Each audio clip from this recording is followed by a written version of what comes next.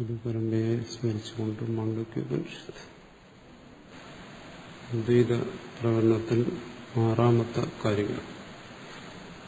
രൂപകാര്യ സമാഖ്യാഭിദ്യന്തെ തത്ര തത്ര വൈ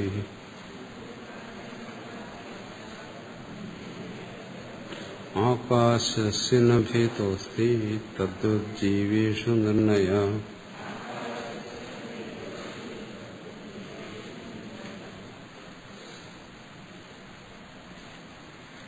ഇവിടെ ചർച്ച ചെയ്തത് ആത്മാവ് ഏകമാണ്, അദ്വയമാണ്. അങ്ങനെയാണെങ്കിൽ ഈ വ്യവഹാരങ്ങൾ എങ്ങനെ നടക്കും? ഭേദത്തെ ആശ്രയിച്ചാണ് വ്യവഹാരങ്ങൾ നടക്കുന്നത്.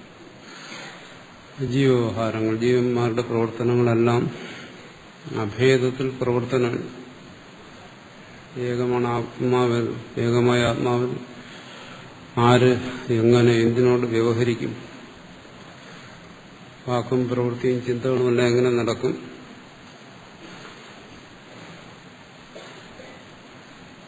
അപ്പോൾ ഇവിടെ വ്യവഹാരം നടക്കുന്നത് എങ്ങനെയാണ്?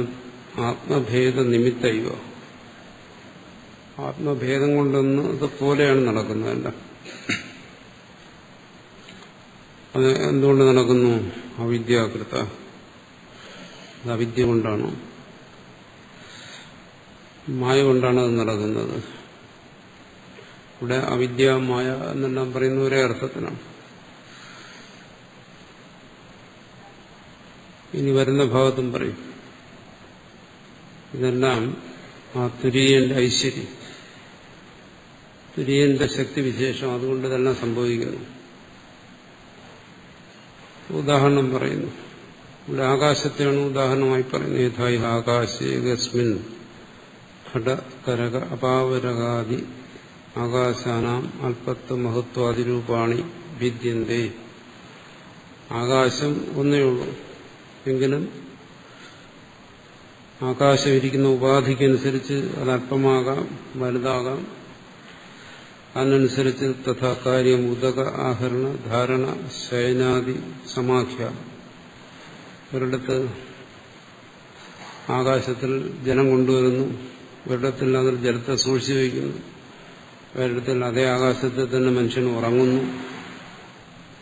ഘടാകാശ, കരകാകാശ ഇത്യാദി പേരതുപോലെ ഓരോന്നിനും വേറെ വേറെ പേര് കൊടുക്കുന്നു. പേര് വേറെയാകുന്നു, ക്രിയകൾ വേറെയാകുന്നു, രൂപം വേറെയാകുന്നു. ഭിന്നാഹ ദൃശ്യന്തി, ഇതെല്ലാം വെവ്വേറെ അനുഭവപ്പെടും. തത്ര തത്രവേ വ്യവഹാര വിഷയത്തിൽ ഓരോന്നും ഭിന്ന ഭിന്ന വ്യവഹാരങ്ങൾക്ക് ആശ്രയമായി തീരുന്നു. ഇനി വരുമ്പോൾ പറയും ആത്മാവിന്റെ അദ്വയത്വം, ഏകത്വം, ആത്മാവിന്റെ നിർലേപത, ആത്മാവിന്റെ വ്യാപകത്വം, ഇതിനെല്ലാം ആകാശത്തോളം പറ്റി വേറൊരു ഉപമയില്ല. ആകാശത്തിനോട് ഇതിനെയൊക്കെ ഉപമിക്കാൻ പറ്റും. സ്വർണവും ആഭരണങ്ങളും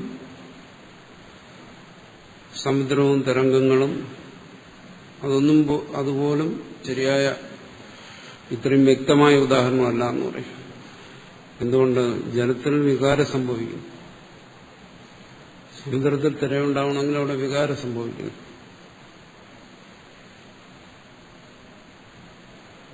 സ്വർണത്തിൽ നിന്ന് ആഭരണം ഉണ്ടാകണമെങ്കിലും അവിടെ സ്വർണ്ണപ്പണിക്കാരന്റെ പ്രവൃത്തി അവിടെ എന്തെങ്കിലും സംഭവിക്കും. പക്ഷെ ആകാശത്തിൽ ഈ കാണുന്ന കാഴ്ചകൾക്ക് ആകാശത്തിന് യാതൊരു ഉത്തരവാദിത്വമില്ല.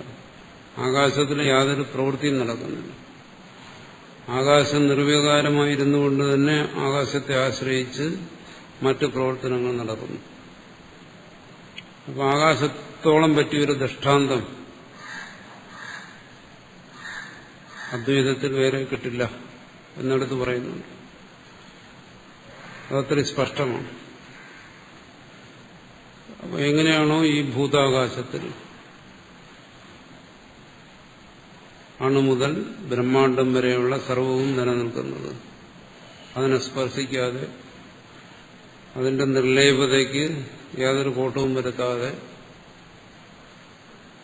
സർവവികാരങ്ങളും നിർവികാരമായ അതിൽ തന്നെ സംഭവിക്കുന്നു.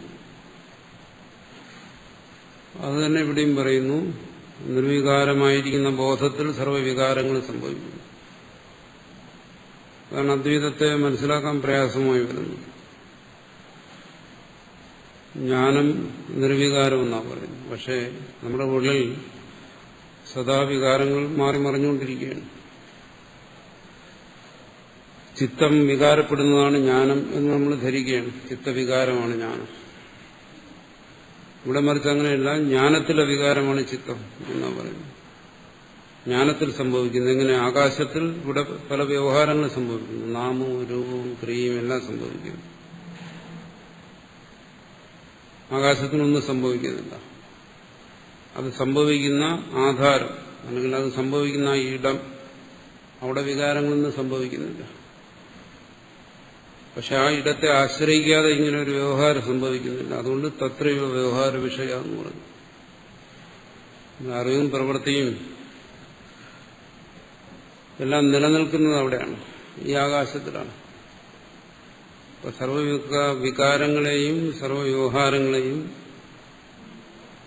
നിലനിർത്തുന്ന ആകാശത്തിലൊന്നും വാസ്തവത്തിൽ സംഭവിക്കുന്നില്ല. അത് സൂക്ഷ്മമായി ചിന്തിക്കുന്നവർക്ക് മനസ്സിലാകുന്നു. അതുപോലെ ആകാശത്തെയും ഉൾക്കൊള്ളുന്ന ഇടം, അതാണ് ജ്ഞാനം, ചിതാകാശം എന്ന് പറയുന്നു. ജ്ഞാനം തന്നെ അവിടെ ആകാശമായിരിക്കും, ചിത്തം തന്നെ ആകാശമായിരിക്കുന്നു, ബോധാകാശം എന്നെല്ലാം പറയുന്നു. അപ്പോൾ അതിലും ഈ വികാരങ്ങൾ സംഭവിക്കുന്ന ആ ബോധത്തിൽ അല്ലെങ്കിൽ ജ്ഞാനത്തിൽ വികാരങ്ങൾ സംഭവിക്കേണ്ട കാര്യമില്ല. പ്രത്യക്ഷമായ അനുഭവത്തിന് വിരുദ്ധമാണതെങ്കിലും അതാണ് വാസ്തവം. പ്രത്യക്ഷമായ അനുഭവം എങ്ങനെയാണ്? ഈ പ്രപഞ്ചത്തിന്റെ ഭാഗമായി ശരീരം, ശരീരത്തിന്റെ ഭാഗമായി വരുന്ന തലച്ചോറ്, അവിടെയാണ് അറിവ് എന്നാണ് നമ്മുടെ അനുഭവം. ബോധമൊക്കെ അവിടെ നിന്നുണ്ടാകും, അതിന്റെ പ്രവർത്തനങ്ങൾ കൊണ്ടുണ്ടാകുന്നു എന്നാണ്. അത് പ്രത്യക്ഷാനുഭവം. ഇവിടെ പറയുന്നത് എന്താണ്? പരമാർത്ഥം അങ്ങനെയല്ല. ആകാശം പോലെ വ്യാപകമായ ചിതാകാശം, ബോധാകാശം, അതിനുള്ളിൽ ബാഹ്യമായ ഭൂതാകാശം, അതിൽ നിലനിൽക്കുന്നു. ബോധത്തിൽ നിൽക്കുന്ന ആ ഭൂതാകാശത്തിൽ ബ്രഹ്മാണ്ഡം, പിണ്ഡാണ്ഡം, അതിൽ ശരീരം, അതിലാണ് തലച്ചോറ്, അതിലാണ് ചിത്തവികാരങ്ങളെല്ലാം സംഭവിച്ചുകൊണ്ടിരിക്കുന്നത്. ആ ചിത്തവികാരങ്ങളെ നമ്മൾ ഈ ബോധാകാശത്തോട് താതാത്മ്യപ്പെടുത്തി അതെല്ലാം ബോധാകാശത്തിൻ്റെതാണ് എന്ന് ധരിച്ചു പോകുന്നു. അതിനാണ് അധ്യാസം എന്ന് പറയുന്നത്. ഒരു താതാത്മ്യ ബോധം കൊണ്ടുവരുന്ന വ്യവഹാരങ്ങൾ, ഇതെല്ലാം അടിസ്ഥാനമായി വരുന്ന ഭ്രാന്തി. അതിനാണ് ഇവിടെ വിശദീകരിക്കുന്നത്. സർവോയം ആകാശേ രൂപാതി ഭേദകൃതോ വ്യവഹാരോ പരമാർത്ഥേത. അതുകൊണ്ട് ഈ ഭ്രാന്തി അതങ്ങനെ പരമാർത്ഥമാകും ആകത്തില്ല. ഈ ആകാശത്തിൽ നടക്കുന്ന, ബാഹ്യമായ ഭൂതാകാശത്തിൽ നടക്കുന്ന ഈ പ്രവർത്തനങ്ങൾ അത് ഓരോ ഉപാധികളെ ആശ്രയിച്ച് നടക്കുന്നതാണ്. അതുൾപ്പെടെ അതിന് ആധാരമായിരിക്കുന്ന ഈ ആകാശം ഉൾപ്പെടെ ഉപാധികൃതമായ ഓരോരോ ഉപാധികളെ ആശ്രയിച്ചു വരുന്ന ഈ ചലനങ്ങളെല്ലാം മുഖ്യമായും എന്തുപാധി ആശ്രയിച്ചു വരുന്നു? ചിത്തം എന്ന് പറയുന്ന ഉപാധി ആശ്രയിച്ചു വരുന്നു. അതുകൊണ്ട് തന്നെ ചിത്തത്തെ ഒരു ആകാശം എന്ന് പറയുന്നു. ഭൂതാകാശം, ചിതാകാശം, അതുപോലെ ചിത്താകാശം എന്ന് പറയും. അന്ധകരണവും ഒരാകാശം തന്നെ, അല്ലെങ്കിൽ ഈ ആകാശത്തിന് സമമാണ്. അന്ധകരണത്തിലാണ് ഈ വികാരങ്ങളെല്ലാം സംഭവിച്ചുകൊണ്ടിരിക്കുന്ന വാസ്തവത്തിൽ. ചിത്തത്തിലാണ്. ആ ചിത്തത്തിനും ആധാരമായിരിക്കുന്നതാണ് നിർവികാരമായിരിക്കുന്ന ബോധാകാശം. അവിടെ ഒന്നും സംഭവിക്കുന്നില്ല. പക്ഷെ ചിത്തത്തിൽ ഇതെല്ലാം സംഭവിച്ചുകൊണ്ടിരിക്കുന്നു. ആ ചിത്തവും ഭൗതികമാണ്, സൂക്ഷ്മമാണെന്നേ ഉള്ളൂ. എന്നാലും അതും ഭൗതികമാണ്. അതിലെ ചലനങ്ങൾ അനുസരിച്ചിട്ടാണ്, അതിന്റെ പരിണാമം അനുസരിച്ചിട്ടാണ് ബാഹ്യമായ ആകാശത്തിന്റെയും ആകാശത്തിലുള്ള പദാർത്ഥങ്ങളുടെയും എല്ലാം വ്യവഹാരങ്ങൾ അനുഭവപ്പെടുന്നു. ചിത്തപരിണാമം അനുസരിച്ചാണ്. ചിത്തം ചലിക്കുമ്പോൾ അത് തന്നെ പ്രപഞ്ചത്തിന്റെ ചലനം. ചിത്തത്തിന്റെ നിശ്ചലത തന്നെ പ്രപഞ്ചത്തിന്റെ നിശ്ചലത. ആ ചലിക്കുകയും ചലിക്കാതിരിക്കുകയും ചെയ്യുന്ന ചിത്തം, ആ ചിത്തത്തിനും ആധാരമായിരിക്കുന്നതാണ് ബോധാകാശം. അതുകൊണ്ട് വാസിഷ്ഠത്തിലും മറ്റും അങ്ങനെ മൂന്നായിത്തിരിക്കും. ഭൂതാകാശം, ചിത്താകാശം, ചിതാകാശം എന്നിങ്ങനെ വേർതിരിച്ച് പറയും. അപ്പോൾ ബാഹ്യമായി കാണുന്ന ഭൂതാകാശം അതും നിശ്ചലമാണ്. പരമാർത്ഥമായിരിക്കുന്ന ചിതാകാശം അത് നിശ്ചലമാണ്. അതിനിടയ്ക്ക് നിൽക്കുന്ന ഈ ചിത്താകാശം, അതിലാണ് വ്യവഹാരങ്ങളെല്ലാം. ബാഹ്യമായി കാണുന്ന ഈ ഭൂതാകാശത്തിന്റെ നിശ്ചലത അതും ഈ ചിത്താകാശത്തിന്റെ സൃഷ്ടിയാണ്.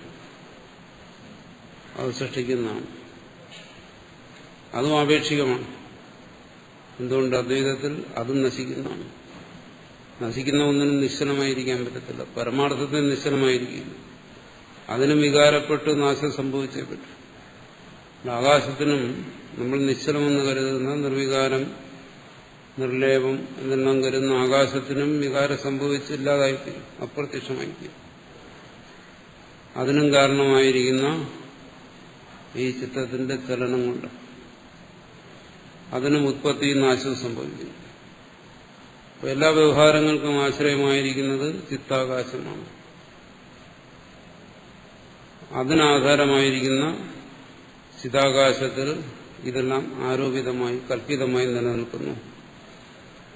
അതുകൊണ്ടെന്താണ് രൂപാധികൃത ഭേദവും വ്യവഹാരവും എന്ന പരമാർത്ഥം? ഇത് പരമാർത്ഥമല്ല. ജീവന് ഈ ചിത്തത്തിനോടുള്ള താതാത്മ്യം ഒരിക്കലും സാധാരണഗതിയിൽ വേർതിരിക്കാൻ കഴിയാത്ത താതാത്മ്യം. ആ താതാത്മ്യം കൊണ്ടാണ് ഇവിടെ നിശ്ചലതയും ചലനവും എല്ലാം അനുഭവപ്പെടുന്നത്. അതുകൊണ്ടാണ് ആകാശത്തിന് ഉത്തമമായ ദൃഷ്ടാന്തം എന്ന് പറയുന്നത്. പരമാർത്ഥവസ്തു ആകാശത്തിന് ഭേദവസ്തി. ബാഹ്യമായ ഭൂതാകാശത്തിൽ വാസ്തവത്തിൽ ഭേദമില്ല. ഇവിടെ പലതരത്തിലുള്ള ആകാശം അടുത്ത് പറയും. ഒരു സൂചിക്കുഴയിലും ഉണ്ടാകാശം. അതുപോലെ അതേ ആകാശത്തിൽ തന്നെയാണ് ഈ ഭൂമി നിലനിൽക്കുന്നത്. ആകാശം അണുവുമാണ്, മഹത്വമാണ്. അതുകൊണ്ടാണ് ആത്മാവിനെ കുറിച്ചും പറയുന്നത് അണുവരണീയാൻ മഹതവും അറിയാൻ. ആകാശത്തെ പോലെയാണ്. ഏറ്റവും സൂക്ഷ്മമാകാൻ കഴിയും, അതേസമയം ഏറ്റവും ബൃഹത്തുമാണ്. ആകാൻ കഴിയുമെന്നുള്ളതല്ല, അത് ഒരേ സമയം അങ്ങനെയാണ്. അങ്ങനെയാണെങ്കിലും അതിൽ അണുവും മഹത്വം എന്നുള്ള ഭേദമില്ല. ആ ഭേദം കൽപ്പിക്കണമെങ്കിൽ എന്തെങ്കിലും ഒരു ഉപാധി അവിടെ വേണം. സൂചി വേണം, അല്ലെങ്കിൽ ഭൂമി വേണം. ഭൂമിയെ സങ്കല്പിച്ചാൽ അതിന് നിലനിൽക്കുന്നതിനുള്ള ഇടം അത്രയോ ബൃഹത്താണ്. അങ്ങനെ പ്രപഞ്ചത്തെ, ഈ ബ്രഹ്മാണ്ടത്തെ മുഴുവൻ ഉൾക്കൊള്ളുന്ന ഇടം അത് ബൃഹത്താണ്. അതവിടെ കൽപ്പിക്കുന്നു. പരമാർത്ഥവസ്തു, പരമാർത്ഥത്തിൽ എന്താണ്? ആകാശസ്യ ഭേദോസ്യ. ആകാശത്തിൽ അങ്ങനെ ഒരു ഭേദം പറയാനില്ല. അണു ബൃഹത്ത് എന്നൊരു ഭേദം പറയാനില്ല. ആകാശഭേദ നിമിത്തോ വ്യവഹാരോ അന്തരേണ പരോപാധികൃതം ദോരം. വാസ്തവത്തിൽ ആകാശത്തിന്റെ ഭേദം കൊണ്ടിവിടെ ഒരു വ്യവഹാരം സംഭവിക്കുന്നില്ല. ആകാശം രണ്ടായതുകൊണ്ടല്ല പറയുന്നത്. സൂചിക്കുഴയിലെ ആകാശം, ഭൂമിയെ നിലനിർത്തുന്ന ആകാശം എന്നെല്ലാം പറയുന്നത് ആകാശഭേദം കൊണ്ടല്ല, പരോപാധികൃതം ദ്വാരം. അതിനെല്ലാം ഉപായമായിരിക്കുന്നത് എന്താണ്? പരോപാധികളാണ്. ആകാശത്തിൽ നിന്ന് അന്യമായിരിക്കുന്ന ഉപാധികളാണ് സൂചിയും ഭൂമിയും. ഇതൊക്കെയാണ് ഉപാധികൾ. അതാണ് വാസ്തവമെങ്കിൽ ഇവിടെ ആത്മഭേദത്തിൽ പ്രത്യക്ഷ അനുഭവസിദ്ധമായിരിക്കുന്ന ആത്മഭേദം. ആകാശഭേദവും പ്രത്യക്ഷ അനുഭവസിദ്ധമാണ്, പ്രത്യക്ഷമായി അറിയുന്നു. ഇതൊരു ചെറിയ ഇടമാണ്, അതൊരു വലിയ ഇടമാണ്. ആകാശം എന്ന് പറഞ്ഞാൽ മലയാളത്തിൽ ഇടം എന്നുള്ള അർത്ഥമേ ഉള്ളൂ. ആകാശം എന്ന് പറയുമ്പം നമ്മൾ സാധാരണ പറയുന്ന മാനം എന്ന് പറയുന്ന മലയാളത്തിൽ അർത്ഥം എടുക്കരുത്. അതല്ല ഇവിടെ പറയുന്നു. അല്ലെങ്കിൽ സ്കൈ, അങ്ങനെ ചിന്തിക്കരുത്. ഇടം, അതാണ് ആകാശം എന്നുകൂടെ പറയുന്നത്. അങ്ങനെ ചിന്തിച്ചാൽ ഒരുപാട് ആശയക്കുഴപ്പം വരും. ഒരു വസ്തുവിന് നിലനിൽക്കാനുള്ള ഇടം എന്നുവെച്ചാൽ വായു തുടങ്ങിയ വസ്തുക്കൾ, വായു, ജലം, അഗ്നി, ഭൂമി, ഇതാണ് ഈ നാലും നിലനിൽക്കുന്ന ഇടം, അതാണ് ആകാശം. അത് ആ വസ്തുക്കളിലുള്ള ഭേദം കൊണ്ട് ആകാശഭേദം പറയുന്നു. പരോപാധികൃതം അന്യോപാധികൃതമാണ്. അതുപോലെ ഇവിടെ ഓരോ ജീവനും ഭേദത്തെ അനുഭവിക്കുന്നു പ്രത്യക്ഷമായി. ആകാശഭേദത്തെ പ്രത്യക്ഷമായി പറയുന്നു, അനുഭവിച്ചു പറയുന്നത് ചെറിയ ഇടമാണ്, അത് വലിയ ഇടമാണ്. ചെറിയൊരു അവകാശമാണ്, മറ്റൊരു അവകാശം എന്നാണ് സംസ്കൃതത്തിൽ അതിന് പറയുന്നു. മലയാളത്തിലെ അവകാശമല്ല, റൈറ്റ്സ് അവകാശമല്ല, തെറ്റിദ്ധരിക്കരുത്. ഇടമെന്നുള്ളതാണ്. അത് പ്രത്യക്ഷമായി അനുഭവപ്പെടുന്നു, ചെറുതും വലുതുമായി. അതുപോലെ ജീവഭേദവും അനുഭവപ്പെടുന്നു. ഞാൻ, നീ എന്നുള്ള ഭേദം അനുഭവപ്പെടുന്നു. യഥാ യദ തദ്വദ്ദേഹോപാധികൃത ഹൃദയേഷു ജീവേഷു ഘടാകാശസ്ഥാനീയേഷു ആത്മസു നിരൂപണാത് കൃതോ ബുദ്ധിമദ്ഭുരനിർണയോ നിശ്ചയിത്യർത്ഥ. യഥായത് തത്വം. ഇവിടെ എങ്ങനെയാണോ ഈ ഭൗതികമായ ബാഹ്യമായ ഈ ഇടങ്ങളിൽ സംഭവിക്കുന്നത് വലിപ്പച്ചെറുപ്പങ്ങൾ, അതുപോലെ തന്നെ ഇവിടെ ആത്മാവിനും ഭേദം പ്രത്യക്ഷമായി അനുഭവപ്പെടുന്നു. പ്രത്യക്ഷമായി അനുഭവപ്പെടുന്നുണ്ട്, അത് സത്യമല്ല. എന്തുകൊണ്ട്? അത് ഉപാധികൃതമാണ്, ശരീര ഉപാധികൾ. മനുഷ്യ ശരീരം കൊണ്ട് പറയുന്നു ഞാൻ വേറെ, നീ വേറെ. ഞാനെന്ന് സംബോധന ചെയ്യുന്ന ആത്മാവിനെയാണ്. പക്ഷെ മറ്റൊരു ദേഹത്തിൽ സ്ഥിതി ചെയ്യുന്ന ആത്മാവിനെ ഞാനെന്ന് സംബോധന ചെയ്യാൻ പറ്റുന്നില്ല. എന്തുകൊണ്ട്? ദേഹഭേദം കൊണ്ട്. അതുകൊണ്ട് അതിനെങ്ങനെ സംബോധന ചെയ്യുന്നു? നീ എന്ന് സംബോധന ചെയ്യുന്നു. അപ്പോൾ ഞാൻ, നീ എന്ന് സംബോധന ചെയ്യുന്നതുകൊണ്ട് അവിടെ ഭേദം വന്നു. ഞാനെന്ന് സർവ്വശരീരങ്ങളിലും സംബോധന ചെയ്യാൻ കഴിഞ്ഞാൽ അവിടെ ഭേദമില്ല. പക്ഷെ അത് കഴിയുന്നില്ല. അപ്പം ഭേദം പ്രത്യക്ഷമാണ്, പ്രത്യക്ഷ സത്യമായി അനുഭവപ്പെടുന്നു. സത്യമല്ല, സത്യം പോലെ അനുഭവപ്പെടുന്നു. എന്തുകൊണ്ട്? ജീവേഷു ഘടാകാശസ്ഥാനീയേഷു. ഈ ഓരോ അനുഭവവും ഞാനെന്നും നീയെന്നും അറിയുന്ന അനുഭവങ്ങൾ ഒരു ശരീരത്തെ ആശ്രയിച്ച് ഞാനെന്നറിയുമ്പോൾ മറ്റൊരു ശരീരത്തെ ആശ്രയിച്ച് നീയെന്നറിയുന്നു. ഈ രണ്ടനുഭവങ്ങളും ഒന്നിനെ തന്നെ ബോധിപ്പിക്കുന്നു. ഞാനെന്ന അനുഭവം, നീ എന്ന അനുഭവം, അഹം എന്നുള്ള അനുഭവം, ഇതം എന്നുള്ള അനുഭവം, അസ്മത് എന്നുള്ള അനുഭവം, യുഷ്മത് എന്നുള്ള അനുഭവം എല്ലാം ബ്രഹ്മസൂത്രത്തിൽ ചർച്ച ചെയ്തതാണ്. ഈ അനുഭവങ്ങളെല്ലാം എന്താണോ? ഇത് അനുഭവത്തിൽ ഭേദത്തെ സൂചിപ്പിക്കുന്നുണ്ടെങ്കിലും പരമാർത്ഥത്തിൽ അദ്വൈതത്തെ സൂചിപ്പിക്കുകയാണ്.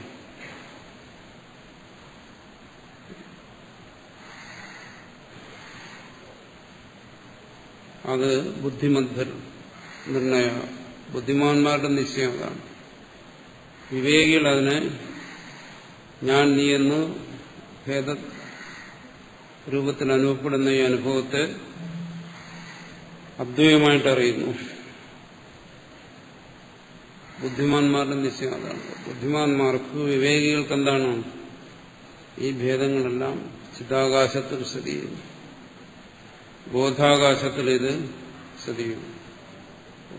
ഭൂതാകാശത്തിൽ ഈ ഭേദങ്ങൾ സ്ഥിതി ചെയ്യുന്നുവെന്നറിയാൻ അല്പം ചിന്തിച്ചാൽ മനസ്സിലാകും. ഉപാധികളിലെ ഭേദമുള്ളൂ, അത് നിലനിൽക്കുന്ന ഇടത്തിൽ ഭേദമില്ല. അത് ബുദ്ധി കൊണ്ടാണ് മനസ്സിലാക്കുന്നത്, ബോധം കൊണ്ടാണ് മനസ്സിലാക്കുന്നത്. അതുപോലെ ബോധം കൊണ്ട് വിവേകികളും മനസ്സിലാക്കുന്നു. അതുകൊണ്ടാണ് ജ്ഞാനം കൊണ്ട് സത്യത്തെ അറിയുന്നു എന്ന് പറയുന്നു. ജ്ഞാനം കൊണ്ട് മോക്ഷം എന്ന് പറയുന്നത് അങ്ങനെയാണ്. വിവേകികൾ മനസ്സിലാക്കുന്നു, ബോധാകാശത്തിൽ ഇതെല്ലാം നിലനിൽക്കുന്നു, ഈ ഭേദങ്ങളെല്ലാം നിലനിൽക്കുന്നു. ഭൂതാകാശത്തെ സ്പർശിക്കാതെ, ഭൂതാകാശത്തിൽ ഒരു ഭേദവും സൃഷ്ടിക്കാതെ ഈ ഭേദങ്ങളെല്ലാം നിലനിൽക്കാമെങ്കിൽ, അതേപോലെ ഈ ബോധാകാശത്തിൽ ഈ ശരീരഭേദങ്ങൾ, ഈ ഉപാധിഭേദങ്ങളെല്ലാം നിലനിൽക്കാം. അതങ്ങനെ ഭിന്നങ്ങളായി നിലനിൽക്കെ തന്നെ അത് ഈ ചിതാകാശത്തെ സ്പർശിക്കുന്നില്ല. ചിതാകാശത്തെ ഈ ഭേദങ്ങൾ സ്പർശിക്കുന്നില്ല എന്നുള്ളതാണ് ജ്ഞാനിയുടെ അനുഭവം. ഇനി വരുമ്പോൾ പറയും വാസുദേവ സർവമിതി, വാസുദേവനാണ് സർവവും എന്നുള്ള അനുഭവം അതാണ്. ശബ്ദങ്ങൾക്കേ മാറ്റമാണ്. ചിലടത്ത് ചിതാകാശം എന്ന് പറയും, ചിലടത്ത് ബോധാകാശം എന്ന് പറയും, ബ്രഹ്മം എന്ന് പറയും, ആത്മാവെന്ന് പറയും, വാസുദേവൻ എന്ന് പറയും, വിഷ്ണു എന്ന് പറയും, പരാശക്തി എന്ന് പറയും. പല ശബ്ദങ്ങൾ ഉപയോഗിക്കുന്നു. ശബ്ദങ്ങളൊന്നും തന്നെ പരമാർത്ഥമല്ല. ആ ശബ്ദങ്ങളിലൂടെ ലക്ഷ്യമാകുന്ന തത്വമാണ് പരമാർത്ഥം. ആ തത്വബോധത്തിൽ സ്ഥിതി ചെയ്യുന്നവരെയാണ് ഇവിടെ ജ്ഞാനികളെന്ന് പറയുന്നത്. ഇവിടെ പറയുന്നത് എന്താണ്? ബുദ്ധിമദ്ധി, വിവേകമുള്ളവർ എന്ന് പറയുന്നത്. അവരുടെ അനുഭവത്തിൽ തലച്ചോറിലല്ല ബോധം, ബോധത്തിലാണ് തലച്ചോറ്. തിരിഞ്ഞു വരും. ബോധത്തിലാണ് ഇതെല്ലാം നിൽക്കുന്നത്. ബോധത്തിൽ ചിത്തം സ്പന്ദിക്കുന്നു. ബോധത്തിലെന്ന് പറയുമ്പോൾ തുര്യനിൽ, തുര്യനിൽ ചിത്തം സ്പന്ദിക്കുന്നതുകൊണ്ട് വികാരങ്ങൾ ആരംഭിക്കുന്നു അവിടെ. ആ സ്പന്ദനം കൊണ്ട് പ്രപഞ്ചഭാനം ഉണ്ടാകുന്നു, പ്രപഞ്ചാനുഭവം ഉണ്ടാകുന്നു. ഇതാണ് പരമാർത്ഥം. നിശ്ചയം എന്ന് പറഞ്ഞാൽ ആ പരമാർത്ഥ ബോധത്തിന് മാറ്റം വരുന്നില്ല. പരമാർത്ഥത്തിന് മാറ്റം വരാത്തതുകൊണ്ട് പരമാർത്ഥ ബോധത്തിനും മാറ്റം വരുന്നു. വികാരങ്ങൾക്കെല്ലാം വികാരം എന്നാൽ തന്നെ അതിന്റെ അർത്ഥം എന്താണ്? മാറിക്കൊണ്ടിരിക്കുന്നത്. അതുകൊണ്ട് ഈ വികാരങ്ങളെ സംബന്ധിച്ചുള്ള ബോധങ്ങളും മാറിപ്പോകുന്നു. അതാണ് ചിത്തത്തിന്റെ ചലനം. ചിത്തത്തിന്റെ ചലനം എന്ന് പറയുമ്പോൾ അത് ഈ വികാരങ്ങളെക്കുറിച്ചുള്ള ബോധമാണ്. അത് സ്വയം തന്നെ വികാരമാണ്. അത് നിലനിൽക്കത്തില്ല, അത് മാറിപ്പോകും, അത് മാറിക്കൊണ്ടിരിക്കുന്നു.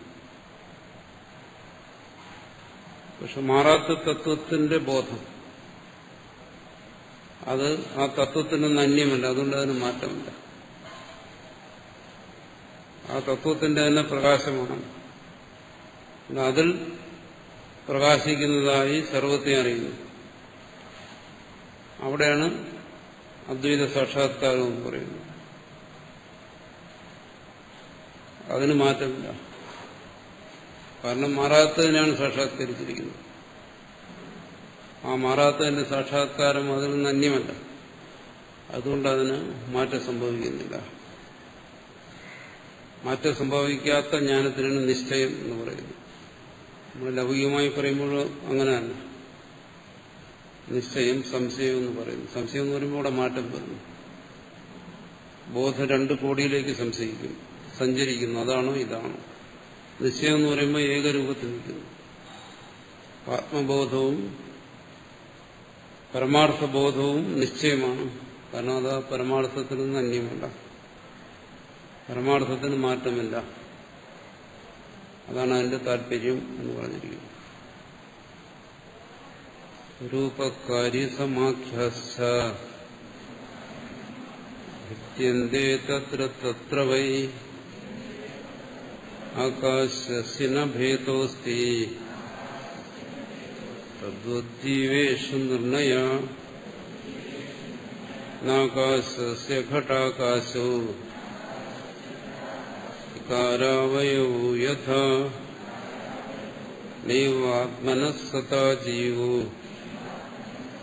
വികാരാവയോ തഥാ നതു തത്ര പരമാർത്ഥകൃത ഏവ ഘടാകാശാദിഷു രൂപകാര്യാദിഭേദ വ്യവഹാരീതി നൈതദസ്തി യസ്മാത് പരമാർത്ഥാകാശസ്യ ഘടാകാശോ ന വികാരഃ. ആകാശം എന്നുള്ള ആ ഉദാഹരണത്തിലൂടെ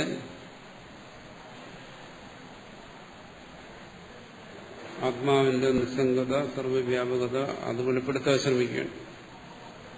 എന്നുവെച്ചാൽ ബുദ്ധിയെ ബോധ്യപ്പെടുത്താൻ ശ്രമിക്കുകയാണ്, ശ്രോതാവിന്റെ ബുദ്ധിയെ ബോധ്യപ്പെടുത്താൻ. ഇതിന് വേറൊരു ദൃഷ്ടാന്തം. കാരണം ഈ പ്രപഞ്ചത്തിൽ നിർവികാരമായ മറ്റൊരു വസ്തു നമുക്ക് അനുഭവത്തില്ല. വേറെ ഒന്നിനെ എടുക്കാൻ നിവൃത്തിയില്ല. വേറെന്ത് ദൃഷ്ടാന്തം പറഞ്ഞാലും അതെല്ലാം വികാരത്തിന് ഉദാഹരണങ്ങളാണ്. അതെല്ലാം പരിണമിച്ചുകൊണ്ടിരിക്കുന്നതായിട്ടാണ് നമ്മുടെ അനുഭവം. പക്ഷെ ആകാശത്തിന്റെ പരിണാമം അത് അനുഭവത്തിന് വിഷയമാകുന്നു. ആകാശത്തിന്റെ ശൂന്യത അത് നമ്മുടെ അനുഭവത്തിന് വിഷയമാകുന്നു. ആകാശത്തിന്റെ ഉത്പത്തി അതാരും കണ്ടിട്ടില്ല. അതുകൊണ്ട് ആകാശത്തിന്റെ ആ ഉദാഹരണത്തെ ആശ്രയിച്ച് തന്നെ ആത്മാവിന്റെ സ്വരൂപത്തെ ഇവിടെ വെളിപ്പെടുത്തുകയാണ്. ആകാശത്തിന് ഇത്രയൊക്കെ വിശേഷതകളുണ്ടെങ്കിൽ ഇതുപോലെ ധരിക്കുക ആത്മാവിനെയും എന്നാണ് ഇവിടെ ആവശ്യപ്പെടുന്നത്.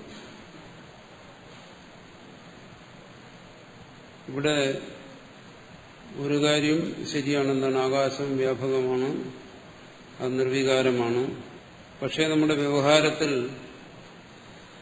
ആകാശം കൊണ്ടാണെങ്കിലും ഈ ഭേദം സത്യമായിട്ടാണല്ലോ നമുക്ക് അനുഭവപ്പെടുന്നതെന്ന്. നമ്മുടെ അനുഭവത്തിൽ ആകാശത്തിൽ ഭേദമില്ല, പക്ഷേ നമുക്ക് പറയണം ഇത് ചെറിയ ആകാശമാണ്, ഇത് വലിയൊരാകാശമാണ്. ഇങ്ങനെ നമ്മൾക്ക് അനുഭവപ്പെടുന്ന ഈ ഭേദം സത്യമായതുകൊണ്ടാണല്ലോ ഇതിനെ ആശ്രയിച്ചുള്ള വ്യവഹാരങ്ങൾ നടക്കുന്നത്. ഉപാധികൃതമാണ് എന്ന് പറയാമെങ്കിലും, ഉപാധിയോടെ നിലനിൽക്കുന്നുണ്ടെങ്കിലും വാസ്തവത്തിൽ ഭേദം നമുക്ക് പരമാർത്ഥമായിട്ടാണ് അനുഭവപ്പെടുന്നത്. അതുകൊണ്ടാണ് ഇവിടുത്തെ ആകാശം അവിടുത്തെ ആകാശം എന്നുള്ളതിന് പറയുന്നത്.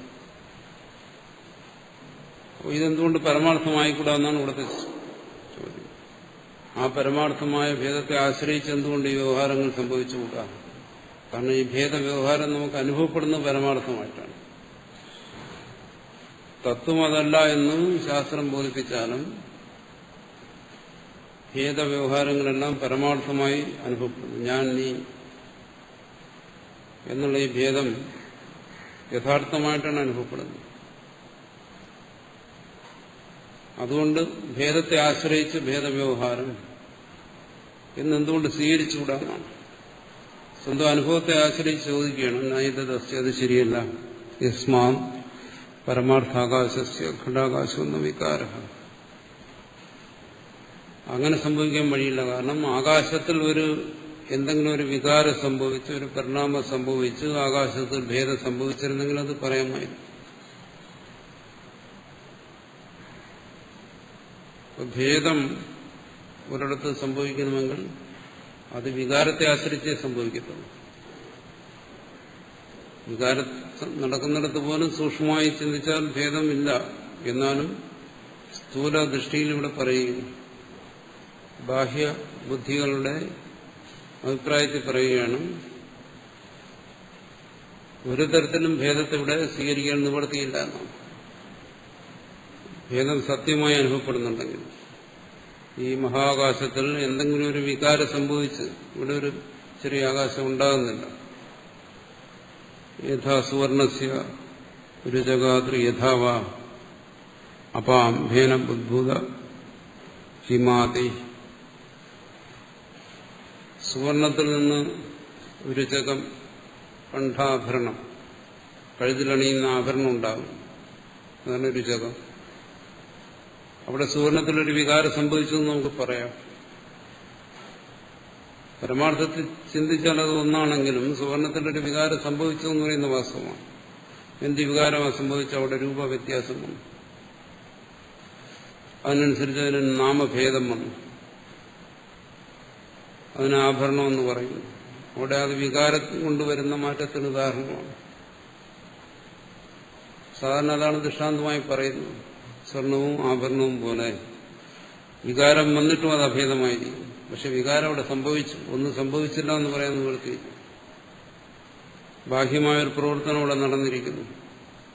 അതുപോലെ സമുദ്രത്തിൽ ഭേന ബുദ്ഭുത ഹിമാതി, ജലത്തിൽ നിരകളുണ്ടായി, കുമിളകളുണ്ടായി, പിന്നീടത് ഐസായി മാറി, മഞ്ഞായി മാറി, ഹിമം.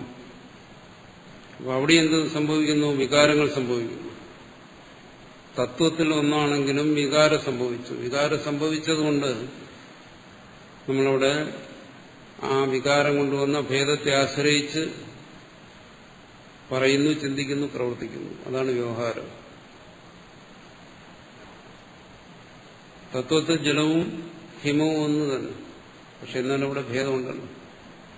രണ്ടിനെ ആശ്രയിച്ചുള്ള രൂപവ്യത്യാസം വന്നു, നാമവ്യത്യാസം വന്നു, പ്രവൃത്തിയിലും വ്യത്യാസം വന്നു. ജലത്തെ ആശ്രയിച്ചുള്ള പ്രവൃത്തികളല്ല ഹിമത്തെ ആശ്രയിച്ച് നടക്കുന്നു. അപ്പോൾ ഭേദവ്യവഹാരത്തിന് ബാഹ്യമായ ഭേദത്തെ ആശ്രയിക്കേണ്ടി വരുന്നു. എന്നാൽ ആകാശത്തിൽ അങ്ങനെ വല്ലതും സംഭവിക്കുന്നുണ്ടോ? ആകാശത്തിൽ ഒരു വികാരം സംഭവിക്കാതെ തന്നെ ചെറിയ ആകാശം വലിയ ആകാശവും നമ്മൾ വ്യവഹരിക്കുന്നു. ആകാശത്തിൽ എന്തെങ്കിലും മാറ്റം സംഭവിച്ചിട്ടില്ല. അവിടെ ബാഹ്യമായ ആകാശത്തിൽ നിന്നും ഭിന്നമായ ഉപാധികളെ ആശ്രയിച്ചിട്ടാണ്. ജലത്തിൽ വ്യത്യാസം വരുന്നത് അങ്ങനെ. ജലത്തിൽ നിന്നും ഭിന്നമായ എന്തെങ്കിലും ഒരു ഉപാധി അവിടെയില്ല, ജലം തന്നെ. മറ്റെന്തെങ്കിലും ഉപാധികൾ അവിടെ ഉണ്ടെങ്കിൽ തന്നെ അത് പ്രത്യക്ഷമല്ല. ജലം ഹിമമാകുന്നതിന് ഉപാധികൾ കാണാം, പക്ഷെ അതൊന്നും നമുക്ക് പ്രത്യക്ഷമല്ല. അതിന്റെ തന്നെ പരിണാമം കൊണ്ട് അവിടെ സംഭവിച്ചിരിക്കുകയാണ്. അതുപോലെ ജലത്തിന് മാറ്റം വന്നു നമ്മൾ അനുഭവത്തിലൂടെ അറിയുകയും ചെയ്യുന്നു.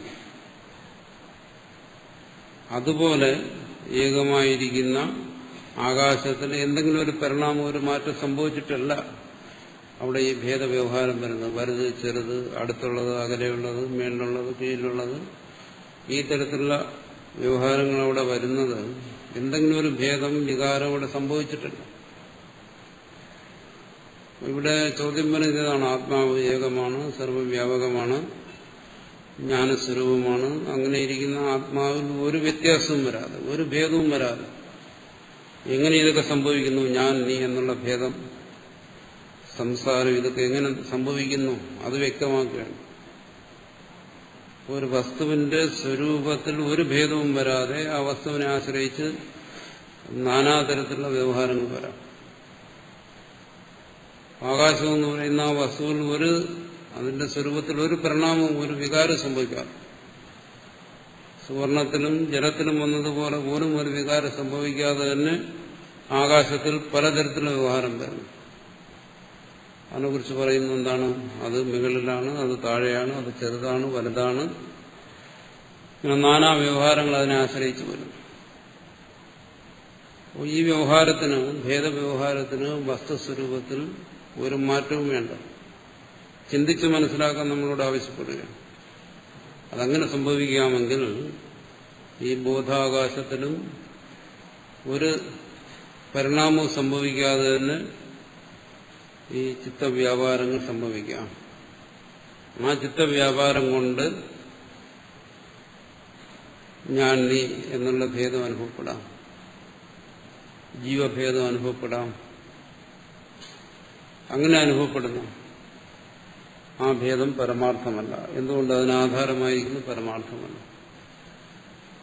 ബാഹ്യമായ വസ്തുക്കളെ ആശ്രയിച്ച് വരുന്ന ഭേദം ആകാശത്തിനില്ല. എന്തുകൊണ്ട്? ആകാശം പരമാർത്ഥമായും ഭേദരഹിതമാണ്. എന്ന് പറയുമ്പോൾ ഇവിടെ നമ്മുടെ പ്രത്യക്ഷാനുഭവത്തിന് വിരുദ്ധമായൊരു സത്യത്തെ എങ്ങനെ അംഗീകരിക്കാം? ബുദ്ധി കൊണ്ട് അംഗീകരിക്കാം എന്നിവിടെ പറയുകയാണ്. പ്രത്യക്ഷാനുഭവമല്ല സത്യം എന്ന് ബോധിപ്പിക്കുകയാണ്. പ്രത്യക്ഷാനുഭവം ഭേദം, സത്യം അദ്വയം. അദ്വയത്തിൽ ഈ ഭേദം സംഭവിക്കാം. അപ്പോൾ ഇതെങ്ങനെ രണ്ട് നിലനിൽക്കും? അഭേദവും ഭേദവും എങ്ങനെ നിലനിൽക്കും? പറയുന്നു, ഒന്ന് പരമാർത്ഥം. അദ്വയം എന്ന് പറയുന്നത് പരമാർത്ഥം, അഭേദം എന്ന് പറയുന്നത് പരമാർത്ഥം. ഭേദമോ അത് ആരോപിതം. അതെന്താണ് ആരോപിക്കുന്നത്? ഈ ചിത്താകാശം ചിത്തമുതൽ ആരോപിക്കുന്നതാണ്. അതുകൊണ്ടാണ് ആദ്യം പറഞ്ഞത് ഇതെല്ലാം ആ തുര്യന്റെ ചിത്തസ്പന്ദനമാണ് എന്ന് പറഞ്ഞാൽ ചിത്തത്തിന്റെ ആരോപമാണ്. അതെന്താണ് ആ ചിത്തം? അതെങ്ങനെ ആരോപിക്കും? ഏകമായിരിക്കുന്ന അദ്വൈതമായിരിക്കുന്ന അതിൽ അത് സംഭവിക്കുന്നുണ്ടല്ലോ ആരോപം. പരമാർത്ഥത്തെക്കുറിച്ച് പറയുമ്പോഴും അനുഭവത്തിൽ നിൽക്കുന്ന എന്താണോ? ഭേദമാണ്. ഇതെങ്ങനെ സംഭവിക്കും? അത് പറയുന്നു അവിദ്യ. അതാണ് അവിദ്യ എന്ന് പറയുന്നത്. എന്താണ് അതിന്റെ സ്വരൂപം? അത് നിർവചിക്കാൻ സാധ്യമല്ല അതിന്റെ സ്വരൂപത്തെ. അനിർവചനീയമായിരിക്കുന്ന ഈ അവിദ്യാശക്തി കൊണ്ട് അതിന്റെ പരമാർത്ഥം എന്താണ്? അത് പറഞ്ഞു. അതിന്റെ സമാധാനം നേരത്തെ പറഞ്ഞു. എന്താണ്? ദേവസ്യ യേശ സ്വഭാവം. ഇതാ ദേവന്റെ സ്വഭാവമാണ്. എന്തായാലും ഇതെല്ലാം അനുഭവസിദ്ധമാണ്. ഭേദം അനുഭവസിദ്ധമാണ്, പ്രപഞ്ചാനുഭവസിദ്ധമാണ്, ഇതെല്ലാം ജീവൻ അനുഭവസിദ്ധമാണ്. അങ്ങനെയാണെങ്കിൽ ആ അനുഭവത്തിനൊരു കാരണം വേണം. പരമാർത്ഥം എന്താണെന്ന് ശ്രുതി വെളിപ്പെടുത്തുന്നുണ്ട്, അല്ലെങ്കിൽ ജ്ഞാനികൾ വെളിപ്പെടുത്തുന്നു. ഈ വൈരുദ്ധ്യാത്മകമായ ഈ അനുഭവത്തിനൊരു കാരണം വേണം. അതെന്താണ്? അതാ പരമാർത്ഥത്തിന്റെ സ്വഭാവം തന്നെ ഇങ്ങനെയിരിക്കുന്നു. അഗ്നിയുടെ സ്വഭാവം ഉഷ്ണം എന്ന് പറയുന്നത് പോലെ, ജലത്തിന്റെ സ്വഭാവം ശീതമെന്ന് പറയുന്നത് പോലെ ഇതാ പരമാർത്ഥത്തിന്റെ സ്വഭാവമാണ്. ഇങ്ങനെ സംഭവിച്ചുകൊണ്ടിരിക്കുന്നു. ആ പരമാർത്ഥം സത്യം, ഈ അനുഭവങ്ങൾ സത്യമല്ല എന്നുള്ള രീതിയിൽ ഇതിനെ വേർതിരിക്കുകയാണ്. സ്വഭാവം എന്ന് പറയുമ്പോൾ എന്താണോ? ഒന്നിന്റെ സ്വഭാവം ഒരിക്കലും മറ്റൊന്നാകത്തില്ല. സ്വഭാവം എന്ന് പറയുമ്പോൾ അതിൽ നിന്ന് വേർതിരിക്കാൻ കഴിയാത്തതാണ്. അവസാനം അവിടെ എത്തിച്ചേരും. എന്താണോ? ഇതൊന്നും ആ പരമാർത്ഥത്തിൽ നിന്നും അന്യമല്ല. ഇതെല്ലാം ആ പരമാർത്ഥം തന്നെ. അതുകൊണ്ട് പറയുന്നു ഒന്ന് തന്നെ നാനാരൂപത്തിൽ ഭാസിക്കുന്നു.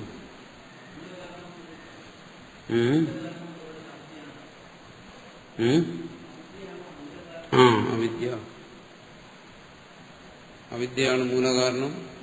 ആ പരമാർത്ഥ വസ്തു തന്നെ മൂലകാരണം എന്നാണ് പറഞ്ഞു വരുന്നത്. അവിദ്യ എന്ന് പറയുന്നത് അതിന്റെ സ്വഭാവമാണ്. സ്വഭാവം എന്ന് പറയുമ്പോൾ അതിൽ നിന്ന് വേറെയല്ല, അന്യമല്ല. അന്യമല്ലെങ്കിൽ കാരണം എന്ത്? അത് തന്നെ. ഇവിടെ പറയുന്നത് ഇനി വ്യക്തമായും പറയും എന്താണ്? ആ മായ ആ മായാവിയിൽ നിന്നും അന്യമല്ല, അതിന്റെ തന്നെ സ്വരൂപമാണ്. ആ മായയുടെ പരിണാമമായിരിക്കുന്ന ആ മായയിൽ നിന്ന് അന്യമല്ല എന്ന് വന്നാലേ ഇവിടെ അദ്വൈതമാകത്തുള്ളൂ. ഇല്ലെങ്കിൽ ഭേദം നിലനിൽക്കും. ഇവിടെ ഭേദമില്ല എന്നുള്ളതാണ് പറയുന്നത്. പരമാർത്ഥത്തിൽ ഭേദമില്ല. അനുഭവത്തിൽ ഇതൊക്കെ കാണുന്നതോ അതിനാണ് ഈ സമാധാനം പറയുന്നത്. അത് ദൃഷ്ടാന്തത്തിലൂടെ വിശദീകരിക്കുന്നു.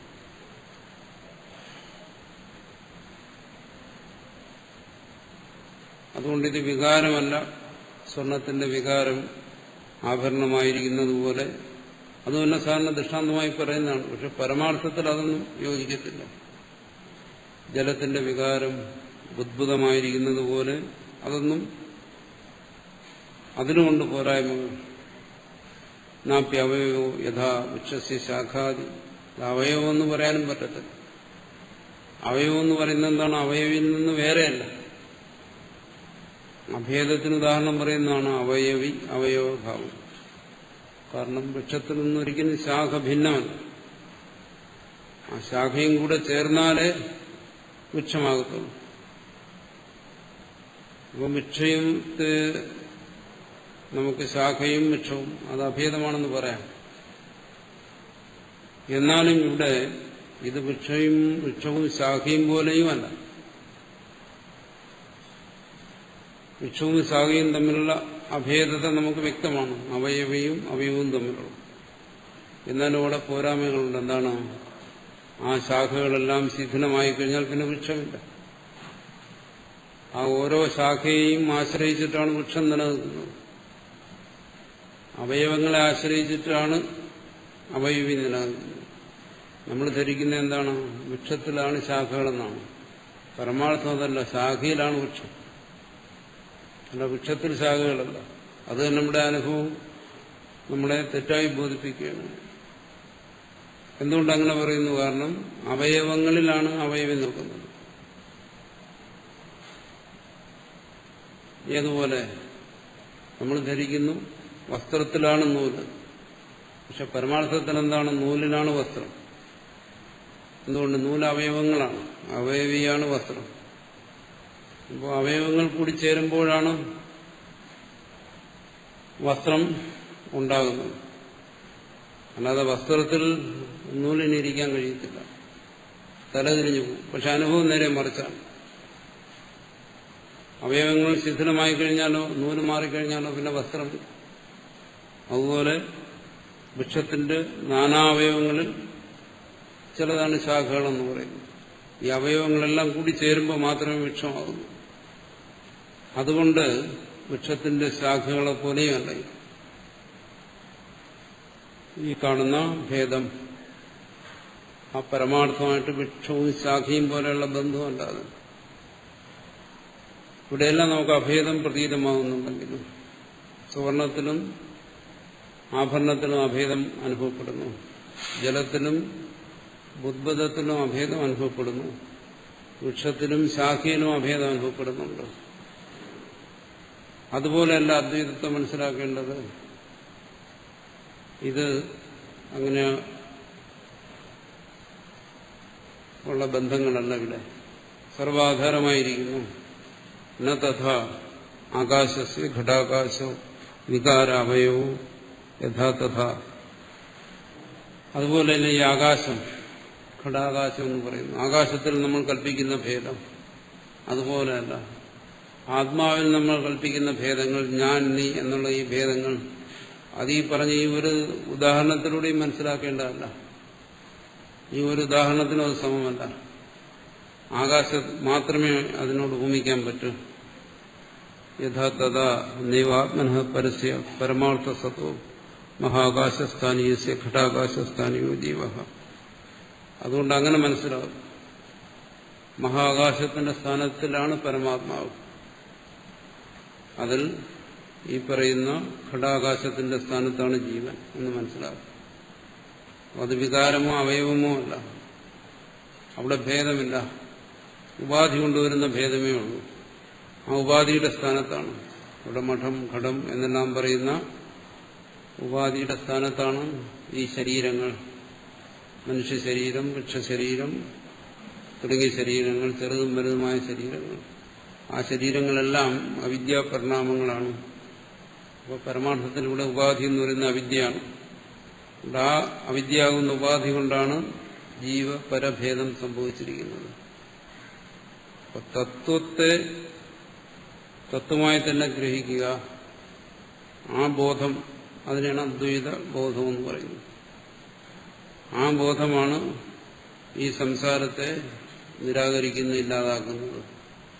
അതല്ലാതെ ഈ ഭേദത്തെ നിരാകരിക്കാൻ മറ്റൊന്നുമില്ല. കാരണം സംസാരം എന്ന് പറയുന്നത് ഈ ഭേദമാണ്. ഭേദമാണ് ജനനം, ജീവിതം, മരണം എന്ന് പറയുന്ന ഭേദമാണ്. ഈ ഭേദത്തെ അഭേദജ്ഞാനം കൊണ്ട് ഇല്ലാതാക്കാൻ പറ്റും. അല്ലാതെ ഭേദം ഇല്ലാതാകത്തില്ല. അതുകൊണ്ട് ആ ഭേദത്തെ ബോധിപ്പിക്കുകയാണ്. സദാ സർവദാ യഥോക്ത ദൃഷ്ടാന്തവ ന വികാരോ നാപ്യവയവ. അതുകൊണ്ട് ഈ ഭേദങ്ങളെല്ലാം ജീവഭേദമായാലും ശരി, പ്രപഞ്ചഭേദമായാലും ശരി, സർവഭേദങ്ങളും യഥാ സദാ സർവദാ ഇത് ആകാശം പോലെയാണ്. ആകാശത്തിനോട് ഭൂമിച്ചതിനെ മനസ്സിലാക്കുക. പരമാർത്ഥത്തിൽ ഭേദമില്ലാതെ തന്നെ ഈ ഭേദങ്ങളെല്ലാം അനുഭവപ്പെട്ടുകൊണ്ടിരിക്കുന്നു. ഭേദാനുഭവം പ്രത്യക്ഷമാണ്. അഭേദം പ്രത്യക്ഷമല്ലെങ്കിലും അതിനെ തത്വത്തിൽ സ്വീകരിക്കുക. കാരണം ഭേദം പരമാർത്ഥമല്ലാത്തതുകൊണ്ട് തന്നെ തത്വബോധത്തിൽ ആ ഭേദബോധം നശിക്കുന്നു. അതാണ് ജ്ഞാനം കൊണ്ട് സംസാരം ഇല്ലാതാകുന്നു എന്ന് പറയുന്നത്. വാസ്തവത്തിലുള്ള ഒന്ന് ജ്ഞാനം കൊണ്ട് നശിക്കത്തില്ല. വാസ്തവത്തിൽ നമ്മൾ കാണുന്ന സർപ്പം ഇത് സർപ്പമല്ല എന്നുള്ള ജ്ഞാനം കൊണ്ട് നശിക്കത്തില്ല. എന്ത് ജ്ഞാനം ഉണ്ടായാലും സർപ്പമായി തന്നെ ഇരിക്കും. ജ്ഞാനം കൊണ്ട് അതിനെ നശിപ്പിക്കാൻ ഒക്കത്തില്ല. അതിനെ കൊല്ലണമെങ്കിൽ തല്ലിക്കൊല്ലണം. പക്ഷേ ഭ്രാന്തമാണെങ്കിലോ സർപ്പാനുഭവം ഒരു കേവലം വിഭ്രമമാണെങ്കിലോ യഥാർത്ഥ ജ്ഞാനം കൊണ്ട് അത് പോകും. അതുകൊണ്ട് ഈ പ്രപഞ്ചഭേദം അത് ആരോപിതമാണ്. അത് ഈ സത്തിന്റെ ഭാനമാണ്. സത്തിൽ അനുഭവപ്പെടുന്ന ഒരു പ്രതീതിയാണ്. എന്തുകൊണ്ട് അതിനെ പ്രതീതി എന്ന് വിളിക്കുന്നു? കാരണം അത് പരമാർത്ഥമല്ലാത്തതാണ്. പരമാർത്ഥമല്ലാത്തതെല്ലാം പ്രതീതിയാണ്. ഇവിടെ പറയുന്നു പരമാർത്ഥം അഭേദമാണ്. പരമാർത്ഥം അഭേദമാണ്, അദ്വയമാണെങ്കിൽ ഭേദം അനുഭവപ്പെടുന്നത് കേവലം പ്രതീതി മാത്രമാണ്, ഭാനം മാത്രമാണ്. അത് കേവലം ഒരു ഭാനം മാത്രമാണെങ്കിൽ ആ പരമാർത്ഥ ബോധം കൊണ്ട് അതില്ലാതാകണം. പരമാർത്ഥ ബോധം കൊണ്ട് ഭേദ നിവൃത്തി സംഭവിക്കും. അതുകൊണ്ട് പറയുന്നു ജ്ഞാനം കൊണ്ട് സംസാര നിവൃത്തി. ആ സംസാര നിവൃത്തി തന്നെയാണ് മോക്ഷമെന്ന് പറയുന്നത്. അതാണ് അദ്വൈതിയുടെ നിലപാട്. ഇത് ഭാനമാണ്, പ്രതീതിയാണ് എന്ന് ബോധ്യം വന്നാലേ സംസാര നിവൃത്തി വരത്തുള്ളൂ. അല്ലാതെ സംസാര നിവൃത്തിക്ക് മറ്റ് ജപതപങ്ങളൊന്നും തന്നെ നേരിട്ട് സഹായിക്കത്തില്ല. അതെല്ലാം ഒരു പക്ഷേ അതനുഷ്ഠിക്കുന്നവനിൽ മാറ്റങ്ങൾ വരുത്തിയിരിക്കാം. ചില ഗുണങ്ങൾ അവനിൽ ആധാനം ചെയ്യാം, ചില ദോഷങ്ങളെ നീക്കം ചെയ്യാം, എന്തെങ്കിലും സവിശേഷതകൾ ഉണ്ടാക്കാം. പക്ഷേ സംസാര നിവൃത്തിക്ക് ഈ പരമാർത്ഥ ബോധമല്ലാതെ മറ്റു യാതൊരു ഉപായവും ഇല്ല എന്നാണ് അദ്വൈതത്തിന്റെ നിലപാട്. അവിടെ മാത്രമേ ഈ ഭേദം കൽപ്പിതമാണ്, ഭ്രാന്തിയാണ് എന്ന് സ്വീകരിക്കുന്നത്.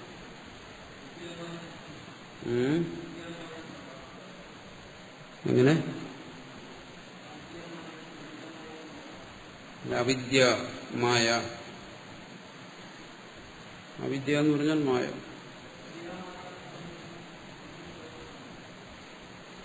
ഇവിടെ എവിടെയാണെന്ന് പറഞ്ഞാൽ ആലോചിക്കാം. ഇവിടെ ഏത് ഭാഗത്ത് എങ്ങനെ പറഞ്ഞിരിക്കുന്നു എന്ന് പറഞ്ഞാലേ നമുക്കത് വിശദീകരിക്കാൻ പറ്റും. ഇതിനോട് യോജിക്കുന്നതാണോ, ഏത് സന്ദർഭത്തിലാണ് പറഞ്ഞത്? ഇവിടെയിപ്പം നമ്മൾ ചർച്ച ചെയ്യുന്നത് തന്നെ അദ്വൈതം. അദ്വൈതത്തിൽ ഇവിടെ പ്രത്യേകിച്ചും അവിദ്യ, മായ എന്നെല്ലാം അഭേദമായി പറഞ്ഞിരിക്കുകയാണ്, പരമാർത്ഥമല്ല എന്നുള്ള അർത്ഥത്തിൽ. മറ്റത് എവിടെ എങ്ങനെ പറഞ്ഞിരിക്കുന്നു എന്ന് പറഞ്ഞാൽ അത് ഇതിനോട് യോജിക്കുന്നതാണോ? ലോകത്തുള്ള ആധ്യാത്മിക സിദ്ധാന്തങ്ങളെല്ലാം അദ്വൈതമല്ല. പല സിദ്ധാന്തങ്ങളുണ്ട്, പല കാഴ്ചപ്പാടുകളുണ്ട്, പലരും പല സാങ്കേതിക പദങ്ങൾ ഉപയോഗിക്കുന്നുണ്ട്.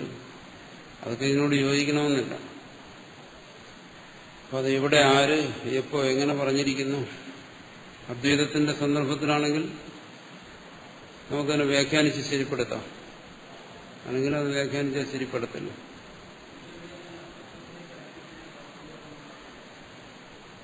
ഈശ്വരനെ അത് പറഞ്ഞല്ലോ, ബാക്കിയുള്ള എല്ലാ ജപ തപാദി എല്ലാ സാധനങ്ങളും അതിനെല്ലാം അതിൻ്റെതായ പ്രയോജനങ്ങളുണ്ട്. അതിന്റെ കൂട്ടത്തിൽ പലതും വരും. അതിന്റെ കൂട്ടത്തിൽ എന്തിനും ഉൾപ്പെടുത്താം. അതൊന്നും ആവശ്യമില്ലാത്തതാണെന്ന് ഇവിടെ പറയുന്നില്ല. ഇവിടെ നമ്മളെ ഇതിന്റെ പ്രത്യേകത അതാണ്, പരമാർത്ഥം എന്തോ അതിനെ ബോധിപ്പിക്കുന്നു. നിങ്ങൾക്കത് പറ്റുമോ ഇല്ലേ എന്നുള്ളത് രണ്ടാമത്തെ കാര്യം. നമുക്കത് സ്വീകരിക്കാൻ പറ്റുമോ ഇല്ലേ എന്നുള്ളത് രണ്ടാമതേ വരുന്നു. പരമാർത്ഥം ഇന്നതാണ്. ആ പരമാർത്ഥത്തെ ബോധിച്ചാൽ മറ്റൊന്നിന്റെ ആവശ്യമില്ല. പരമാർത്ഥത്തെ ബോധിച്ചാൽ അവൻ മുക്തനായി, അവൻ ബദ്ധനല്ല. അല്ലെങ്കിൽ അവൻ ബദ്ധൻ, മുക്തൻ എന്നെല്ലാം ഉള്ള കൽപ്പനകൾക്ക് അതീതനായി. അതാണ് പരമാർത്ഥം, അതാണ് ഇവിടെ ബോധിപ്പിക്കുന്നത്. അതിന് വേണ്ടുന്നത് മാത്രമേ ഇവിടെ പറയുന്നുള്ളൂ. അതിന് വേണ്ടുന്നത് എന്താണ്? തത്വജ്ഞാനം. നേരത്തെ പറഞ്ഞു തുര്യാധിഗമം. ആ ഒരു പരമാർത്ഥത്തിൽ കുറിച്ച് ചിന്തിക്കാൻ കഴിയാത്തവർ, ആ ബോധത്തെ ഉൾക്കൊള്ളാൻ കഴിയാത്തവർക്ക് വേണ്ടി മറ്റു പല കാര്യങ്ങളും പറയുന്നുണ്ട്. അനന്തമായ ശാസ്ത്രങ്ങളുണ്ട്, അനന്തമായ സാധനങ്ങളുണ്ട്. അതെല്ലാം ഓരോരുത്തർക്കും അവരവരുടെ നിലയിൽ നിന്നുകൊണ്ട് സ്വീകരിക്കാം. ഇവിടെ നമ്മൾ അതിനെല്ലാം കൂടെ കൂട്ടിക്കെട്ടാൻ പോയാൽ ആശയക്കുഴപ്പം വരും.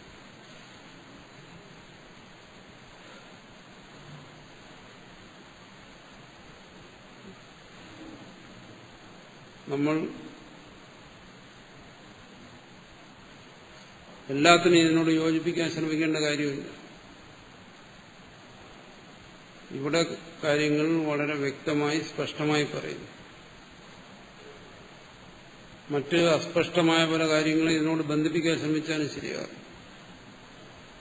എന്ന് പറഞ്ഞാൽ അനേക ഉപാസനകൾ, യോഗമാർഗങ്ങൾ, തന്ത്രമന്ത്രങ്ങൾ, ഒത്തിരി കാര്യങ്ങളുണ്ട് ഇവിടെ. അതെല്ലാം ഇവിടെ കൊണ്ടുവന്ന് ഏച്ചു കെട്ടാൻ ശ്രമിച്ചാൽ നടക്കത്തില്ല. ജ്ഞാനത്തെക്കുറിച്ച് തന്നെ പലതരത്തിൽ പറയുന്നുണ്ട്. അതൊന്നും ഇവിടെ നിലനിൽക്കുന്ന കാര്യങ്ങളല്ല. ഇവിടെ ഒന്ന് മാത്രമേ ഉള്ളൂ. എന്താണ്? ആ തത്വജ്ഞാനത്തിന്റെ വ്യക്തത. ആ തത്വജ്ഞാനത്തിന്റെ തത്വം എന്ന് വെച്ചാൽ പരമാർത്ഥം. ആ പരമാർത്ഥജ്ഞാനത്തിന്റെ വ്യക്തതയ്ക്ക് വേണ്ടിയുള്ള കാര്യങ്ങൾ ഇവിടെ പറയുന്നു. അല്ലാതെ മറ്റു ചില കാര്യങ്ങൾ പറയുന്നത് തന്നെ അതിനെ നിഷേധിക്കാൻ വേണ്ടി.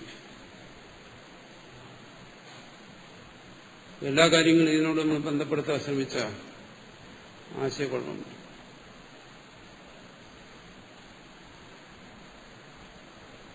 സാങ്കേതികമായ ഒരുപാട് പദങ്ങളും ഒരുപാട് വിവരണങ്ങളും ആധ്യാത്മിക ഗ്രന്ഥങ്ങളിൽ പലയിടത്തും വരുന്നു. അതൊന്നും നമ്മളിവിടെ പറഞ്ഞിട്ട് കാര്യമില്ല. പലതും ഇവിടെ യോജിപ്പിക്കേണ്ട കാര്യമില്ല.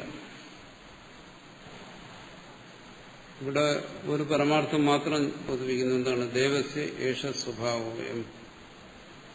എല്ലാത്തിനും സമാധാനമായി പറയുന്നതാണ്. അത് തന്നെ മനസ്സിൽ വെച്ചുകൊണ്ട് ബാക്കിയെല്ലാം ചിന്തിക്കുന്നു. ഇത് സർവത്തെയും ഇവിടെ ദേവന്റെ സ്വഭാവമായി കാണുക.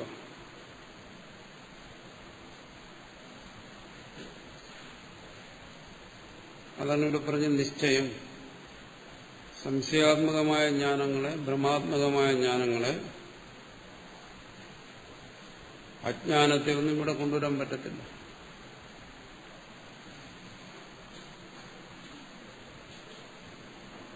അതുകൊണ്ട് ഇത് വികാരവും അവയവവുമല്ല. ഇവിടെ തുര്യനെ കുറിച്ച് പറയുന്നിടത്ത് കുണ്ടലിനി ശക്തിയെക്കുറിച്ച് പഠിക്കണമെന്ന് വെച്ചാൽ പറ്റത്തില്ല. അതൊന്നറിയണം. അതിന് 8 ചുറ്റാണോ 3.5 ചുറ്റാണോ 4 ചുറ്റാണോ എന്നൊക്കെ ചോദിച്ചു. അത് ഇതുമായിട്ടൊന്നും ബന്ധപ്പെടുത്താൻ ഒക്കത്തില്ല. അത് വേറെ, അതിന്റെ പാഠശാല വേറെ, ഇതിന്റെ പാഠശാല വേറെ.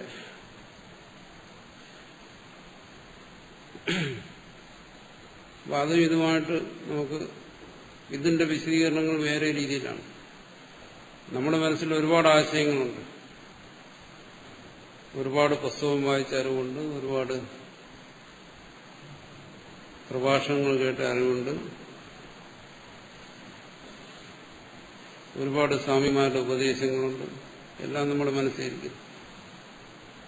പക്ഷെ ഇവിടെ എന്താണ്? ഗൗഡപാദാചാര്യരുടെ ഉപദേശം അത് മാത്രമേ ഇവിടെ ഇപ്പം നിലനിൽക്കത്തുള്ളൂ. ബാക്കി ഉള്ള ഉപദേശങ്ങളും കാര്യങ്ങളും മറ്റ് പദങ്ങളും നിർവചനങ്ങളും ഒന്നും ഇവിടെ കൊണ്ടുവന്നാൽ ശരിയാകത്തില്ല. കാരണം ഇത് മറ്റൊന്നിനോടും സന്ധി ചെയ്യുന്ന ഒന്നല്ല, കോംപ്രമൈസ് ചെയ്യുന്ന ഒന്നല്ല. ഇതെന്താണോ സത്യം അതിനെ അതായിട്ട് വെളിപ്പെടുത്തുന്ന ഒന്നാണ്.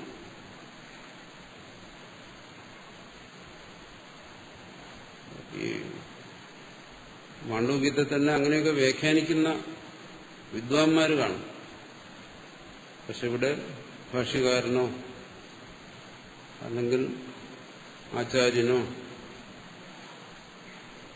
ഒന്നും ആ രീതിയിലല്ല ഈ തത്വത്തെ അവതരിപ്പിക്കുന്നത്. അതുകൊണ്ട് ആ രീതിയിൽ തന്നെ നമ്മൾ മനസ്സിലാക്കാൻ ശ്രമിക്കുക.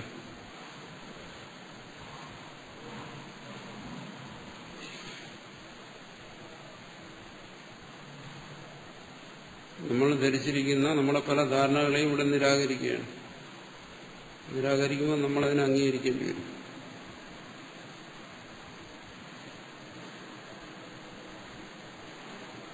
അതുകൊണ്ടിവിടെ ആ പരമാർത്ഥം മാത്രമേ പറയുന്നു. അത ആത്മഭേദകൃതവും വ്യവഹാരവും നിശ്ചയം. ഇതാണ് ആദ്യം അവസാനമായി പറയുന്നത്. കേട്ടിട്ട് നമുക്ക് ബോധ്യം വരാത്തതുകൊണ്ട് വീണ്ടും പറയുന്നു. കേട്ട അറിവിനെ അനുഭവപ്പെടുത്താൻ വേണ്ടി വീണ്ടും അതിനെ തന്നെ മനനം ചെയ്യാൻ ആവശ്യപ്പെടുന്നു. ഇവിടെ എല്ലാം പറയുന്നുണ്ട്. ആദ്യം പറയുന്നു ഇത് കേട്ടോ ബോധ്യപ്പെടേണ്ട കാര്യമാണ്, പിന്നെ ചിന്തിക്കേണ്ട ആവശ്യമുള്ള ഒരു കാര്യമാണ്.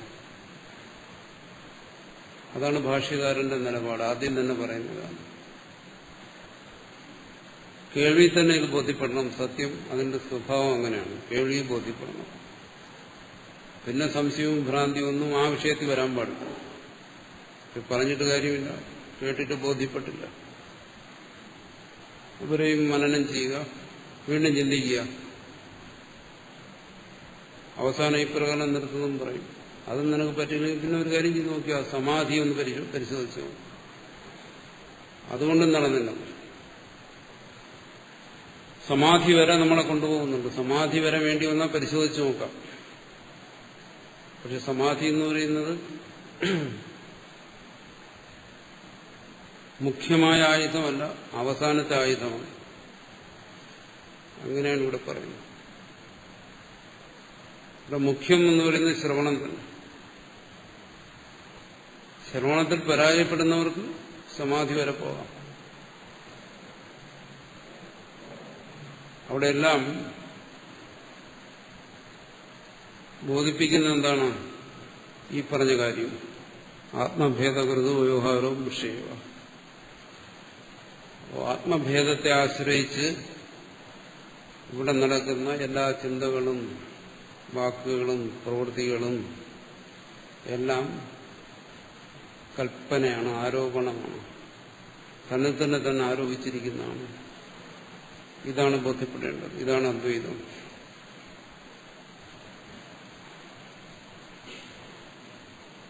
അപ്പൊ അദ്വൈതം എന്താണ്, അദ്വൈത സിദ്ധാന്തം, അത് മനസ്സിലാക്കാനാണ് ഇതിന്റെ ചർച്ച.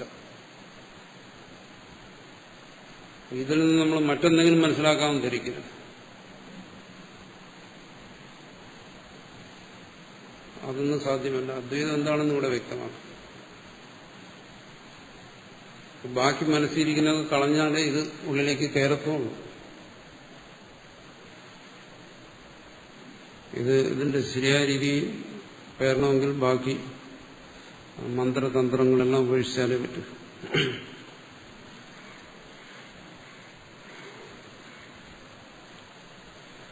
നാകാശസ്യ ഘടാകാശോ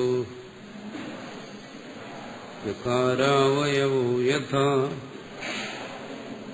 നൈവാത്മനഃ സതാ ജീവോ വികാരാവയവോ തഥാ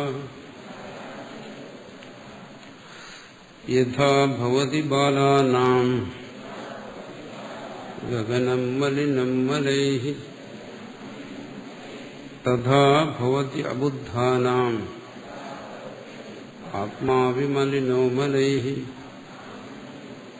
യസ്മാദ് യഥാ ഘടാകാശാദിഭേദബുദ്ധി നിബന്ധനോ വിരൂപകാര്യാദിഭേദ വ്യവഹാരഃ തഥാ ദേഹോപാധി ജീവഭേദകൃതോ ജന്മമരണാദി വ്യവഹാരഃ തസ്മാത് തത്കൃതമേവ ക്ലേശ കർമ്മ ഫല മലവത്വം ആത്മനോ ന പരമാർത്ഥത ഇത്യേതം അർത്ഥം ദൃഷ്ടാന്തേന പ്രതിപിപാദയിഷൻ ആഹ.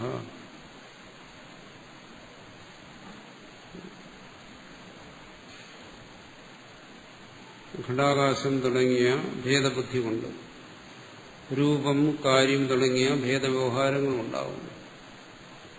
എങ്ങനെ ഇത് ചെറിയ ആകാശമാണ്, അത് വലിയ ആകാശമാണ്, ഈ ആകാശത്തിന്റെ ഉപയോഗം ഇന്നതാണ്, മറ്റതിന്റെ ഉപയോഗം ഇന്നതാണ്. ഈ തരത്തിൽ ബാഹ്യബോധത്തിൽ ഈ ആകാശത്തെ ആശ്രയിച്ചുള്ള നാനാതരത്തിലുള്ള വ്യവഹാരം എന്ന് പറയുമ്പോൾ നമ്മുടെ അനുഭവങ്ങൾ തന്നെ. ആ അനുഭവത്തെ തുടർന്ന് വരുന്ന നമ്മുടെ ചിന്തകളും പ്രവൃത്തികളും ബാക്കിയുമെല്ലാം നടക്കുന്നു. ഇതെല്ലാം ബാഹ്യമായി അനുഭവപ്പെടുന്ന ഈ ഭേദത്തെ ആശ്രയിച്ചിട്ടാണ്. ഇതുപോലെ ദേഹോപാധി ജീവഭേദകൃതോ, ഈ ദേഹ ഉപാധികളെ ആശ്രയിച്ചിട്ടുള്ള ജീവഭേദം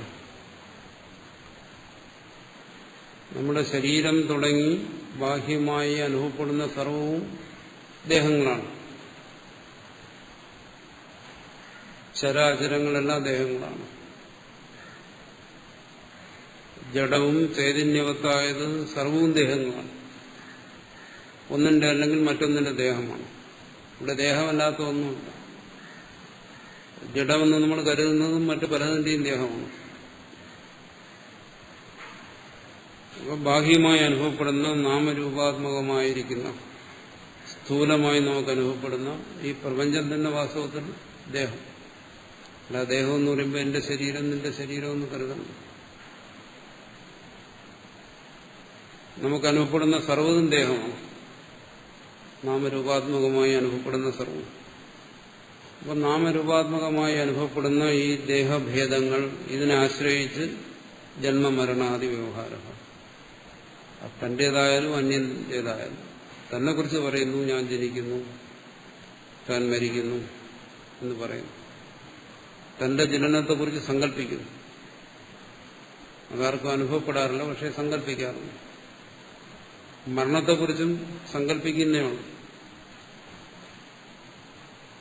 ജനന മരണങ്ങളുടെ അനുഭവം അവ്യക്തമാണെന്നാണ് നമ്മൾ സങ്കല്പിക്കുന്നത്. സങ്കല്പിച്ച് വ്യവഹരിക്കുന്നു. സ്വാനുഭവം പോലെ വ്യവഹരിക്കുന്നു. ആർക്കും അത് അനുഭവമായി വിവരിക്കാൻ സാധ്യമല്ല. മരണാനുഭവത്തെയും ജനനാനുഭവത്തെയും ആർക്കും വിശദീകരിക്കാൻ വയ്യ. എന്നാലും അനുഭവം പോലെ നമ്മൾ അതിനെ സങ്കല്പിച്ച് വ്യവഹരിക്കുന്നു. ദൃഷ്ടാന്തങ്ങളിലൂടെ അതിനെ അറിഞ്ഞിട്ട് വ്യവഹരിക്കുന്നു. അതുപോലെ അന്യന്റെയും സർവ്വശരീരങ്ങളുടെയും ജനന മരണങ്ങളെക്കുറിച്ച് നമ്മൾ ചിന്തിക്കുന്നു, പറയുന്നു, പ്രവർത്തിക്കുന്നു. ഇതെല്ലാം എന്താണ്? ഈ ശരീരഭേദം കൊണ്ട് സംഭവിക്കുന്നതാണ്. തത്കൃതമേവ, ബാഹ്യമായി കാണുന്ന ഈ രൂപങ്ങളെ കണ്ടുകൊണ്ടാണ് ഈ വ്യവഹാരങ്ങളെല്ലാം. അതുകൊണ്ട് തന്നെ ക്ലേശ കർമ്മ ഫല മലവത്വം ആത്മനോ, അതുകൊണ്ട് തന്നെ എന്ത് വരുന്നു? തന്നിൽ നിരവധി ക്ലേശങ്ങളെ ആരോപിക്കുന്നു, കർമ്മങ്ങളെ ആരോപിക്കുന്നു, കർമ്മഫലങ്ങളെ ആരോപിക്കുന്നു, ദോഷങ്ങളെ ആരോപിക്കുന്നു. തന്നിൽ മലവത്വം എന്ന് പറയുന്നു. ഗുണങ്ങളെയും ദോഷങ്ങളെയും ആരോപിക്കുന്നു. ഒരുവൻ പറയുന്നു എന്താണ്? തന്നിൽ അജ്ഞാനം എന്ന് പറയുന്ന ദോഷമുണ്ട്, അതുകൊണ്ട് അഹന്തയുണ്ട്, രാഗദ്വേഷങ്ങളുണ്ട്, കാമക്രോധാദികളുണ്ട്. ഇതെല്ലാം തന്നെ കൽപ്പിക്കുകയാണ് ദോഷങ്ങൾ. എവിടെ? ആത്മനഃ, തന്റെ ദോഷരഹിതമായ സ്വരൂപത്തിൽ ഈ ദോഷങ്ങളെയൊക്കെ ആരോപിക്കുന്നു. ഇത് തന്നെ സംസാരം. എന്നാ പരമാർത്ഥത, ഇതൊന്നും പരമാർത്ഥമല്ല എന്നാണ് ബോധിപ്പിക്കുന്നത്. ആത്മാവിൽ അജ്ഞാനമില്ല, ആത്മാവിൽ അഹന്തയില്ല, ആത്മാവിൽ അഹന്തയെ ആശ്രയിച്ച് വരുന്ന ദോഷങ്ങളുമില്ല, ക്ലേശങ്ങളും കർമ്മവും അതിന്റെ ഫലവുമില്ല. ഇത്യേതം അർത്ഥം ദൃഷ്ടാന്തേന പ്രതിവിപാദീശൻ. വീണ്ടും ഉദാഹരണത്തിലൂടെ, ഏറ്റവും സ്പഷ്ടമായ ആകാശ ഉദാഹരണത്തിലൂടെ പ്രതിപാദനം ചെയ്യുന്നതിന് വേണ്ടി പറയുകയാണ്. യഥാഭൂതി ലോകേ ബാലാനാം അവിവേകിനാം ഗഗനം ആകാശം ഘനരജോ ധൂമാതി മലിനൈർ മലിനം മലവത് ന ഗഗനം മലവത് യാഥാത്മ്യവിവേകിന. ബാലന്മാർ ഈ ഉദാഹരണം ബ്രഹ്മസൂത്രത്തിനും ചർച്ച ചെയ്തതാണ്. എന്നുവെച്ചാൽ അവിവേകികൾ ആകാശത്തെ ഘനരജോ, വളരെ കട്ടിയുള്ള പൊടിപടലങ്ങൾ ആകാശത്തിൻ്റെതാണെന്ന് കരുതുന്നു, ആകാശത്തിൽ ധൂമമുണ്ടെന്ന് കരുതുന്നു, അതുകൊണ്ട് ആകാശം മലിനമായെന്ന് കരുതുന്നു. ആകാശത്തിൽ തന്നെയാണ് ഇതെല്ലാം നിൽക്കുന്നത്, അതിൽ തർക്കമില്ല. ധൂമം ആകാശത്തിൽ തന്നെ, പക്ഷേ ആ ധൂമം കൊണ്ട് ആകാശം മലിനമായെന്ന് കരുതുന്നു. ധൂമത്തിന് ആകാശത്തെ മലിനമാക്കാൻ, മറയ്ക്കാൻ ഒന്നും സാധ്യമല്ല. ന ഗഗനം മലവത്, ഗഗനത്തിൽ ഒരിക്കലും ഒരു മാലിന്യവും സംഭവിക്കത്തില്ല. എന്നാലത് സംഭവിക്കുന്നു. ഈ ചിതാകാശത്തിൽ ചിത്തം കൊണ്ടോ ഈ ഭൂതങ്ങളെ കൊണ്ടോ പഞ്ചഭൂതങ്ങളെ കൊണ്ടോ ഒരു മാലിന്യം സംഭവിക്കത്തില്ല. അജ്ഞാനം കൊണ്ട് അതിന് മാലിന്യം സംഭവിക്കത്തില്ല, അഹന്ത കൊണ്ട് അതിന് മാലിന്യം വരത്തില്ല, രാഗദ്വേഷങ്ങളോ കാമക്രോധങ്ങളോ കൊണ്ടൊന്നും തന്റെ സ്വരൂപമാകുന്ന ചിതാകാശത്തിൽ ഒരു മാലിന്യം സംഭവിക്കുന്നില്ല. എന്നാലും കരുതുന്നു എന്താണ്? ഞാൻ പാപിയാണ്, ഞാൻ ദോഷമുള്ളവനാണ്, ഞാൻ അജ്ഞനാണ്, അഹന്തയുള്ളവനാണ്. ഈ തരത്തിൽ ചിന്തിച്ചു പോകുന്നു. ഇത് പരമാർത്ഥമല്ലെന്നാണ് ഇവിടെ ബോധിപ്പിക്കുന്നത്. ഇതാണ് അദ്വൈതം. അങ്ങനെ ചിന്തിച്ചാൽ ദ്വൈതമായി. ഞാൻ ദ്വൈതം എന്താണ്? തന്നെ ആരോപിക്കുന്നതാണ്. ഒരുവൻ ചിന്തിക്കുന്നു ഞാൻ അജ്ഞനാണ്, എനിക്ക് ജ്ഞാനം വേണം, ഇതാണ് ദ്വൈതം. ഒരു ചിന്തിക്കുന്നു എന്നിൽ അഹന്തയുണ്ട്, അഹന്ത ആശ്രയിച്ച് എന്നിൽ രാഗദ്വേഷങ്ങൾ കാമക്രോധാദികളെല്ലാം നിലനിൽക്കുന്നു എന്ന് ചിന്തിക്കുന്നു തന്നെ ദ്വൈതം. ഈ കൽപ്പന തന്നെ, അതാണ് ദ്വൈതം, ആരോപിതം, കൽപ്പിതം എന്ന് പറയുന്നത്. ചിന്തിച്ചല്ലേ ഇതുണ്ടാക്കുന്നു. അല്ല പരമാർത്ഥത്തിൽ ഇതങ്ങനെ ചിന്തിച്ചില്ലെങ്കിലും ഇല്ലല്ലോ. ചിന്തിക്കുമ്പോഴേ ഇതുള്ളൂ. അജ്ഞനാണെന്ന് ചിന്തിച്ചില്ലെങ്കിൽ അവിടെ അജ്ഞതയില്ല. ഗാഢ സുഷുപ്തിയിൽ അവിടെ ചിന്തിക്കുന്നില്ല, അവിടെ അജ്ഞതയുമില്ല, രാഗദ്വേഷങ്ങളില്ല. ഉണർന്നിട്ടെല്ലാം കൽപ്പിക്കുകയാണ്. അവിടെ അജ്ഞതയുണ്ടായിരുന്നു, അവിടെ ഇതിന്റെ എല്ലാം ബീജമുണ്ടായിരുന്നതെല്ലാം ഉണർവിലുള്ള കൽപ്പനകളാണ്. ഉണർവിനൊരു സമാധാനം കിട്ടാൻ വേണ്ടി കൽപ്പിക്കുകയാണ്. ഇതെല്ലാം എവിടെ നിന്ന് വന്നു? ഇത് വരാൻ ഏതാ വഴിയപ്പോ? ഇതിന്റെ എല്ലാം കാരണം അവിടെ ഉണ്ടായിരുന്നു നമ്മൾ കൽപ്പിക്കുകയാണ്. ഇതില്ല എന്നാണ് പറയുന്നത്. ആരോപിതമായി അവിടെയുണ്ട്, ഇവിടെയുണ്ട്. ഇതിൽ നിന്ന് പരമാർത്ഥ ബോധം കൊണ്ട് മോചനം വരുന്നത് ഇതെല്ലാം നിലനിൽക്കുന്നത് കേവലം ആരോപിതമായി, കൽപ്പിതമായിട്ടാണ്. അതാണ് ഇവിടെ ആവർത്തിച്ച് ആവർത്തിച്ച് ബോധിപ്പിക്കുന്നത്. ഈ ബദ്ധനാണെന്ന് വെറുതെ കൽപ്പിക്കുകയാണ്. ആ കൽപ്പനയുടെ ആശ്രയത്തിൽ വെറുതെ പരിശ്രമിക്കുകയാണ് ഈ ബന്ധനത്തിൽ നിന്നും മോചിക്കാൻ വേണ്ടി. ഇല്ലാത്ത ബന്ധനത്തിൽ നിന്നുള്ള മോചനത്തിന് വേണ്ടി വെറുതെ പരിശ്രമിക്കുന്നു. ഇതെല്ലാം കൽപ്പനകളാണ് എന്നുള്ള പരമാർത്ഥത്തെ ബോധിപ്പിച്ചാൽ അവിടെ ബന്ധമോക്ഷങ്ങളില്ല. പിന്നെ അതിനുവേണ്ടി പരിശ്രമത്തിന്റെ ആവശ്യമില്ല.